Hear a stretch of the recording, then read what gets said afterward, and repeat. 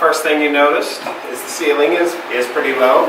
It's not necessarily just because of shortness, though. I'm sure that that was a certain consideration. Some people, like my friend Jordan, would have problems in this house. It was mostly to do with heating the house problem. Heat rises if you have high ceilings. It's very difficult.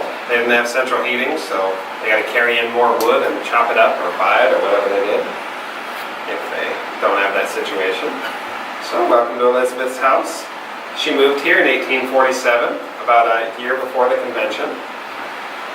The house at that time was about 9 years old. I'll keep saying about a lot in this tour, or somewhat, because people weren't going around taking selfies, telling us where stuff was. And when they built the house, the Bayards pretty much owned the town, and so they could do whatever they wanted. They didn't have to ask anybody other than themselves, and they usually approved their own requests. So if they had to hammer in some nails, you just build things. So about 9 years old when they got here. It would have been about twice this size though.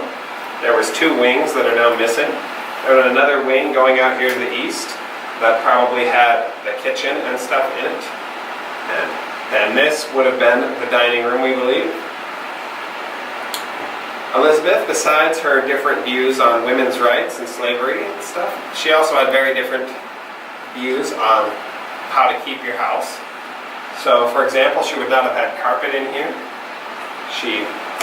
At this time, there's no vacuum cleaner, so if you want to clean your carpet, you have to take it outside and beat it with a stick, for one thing. And another thing, she believed that they really hold a lot of dirt and mold and stuff when you can't get them very clean with your stick technology. So she thought it would make people sick, so she wouldn't have carpet. She'd just have kind of what's under here, just like a kind of a hard floor covering tacked down at the edges that you could just sweep out.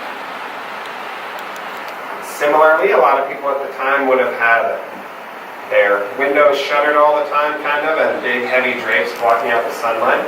Elizabeth thought this was silly, that sunlight and air was good for you and keeping things clean and healthy. Very radical, huh?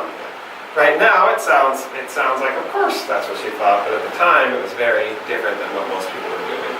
So she loved light and would have the windows open as much as possible.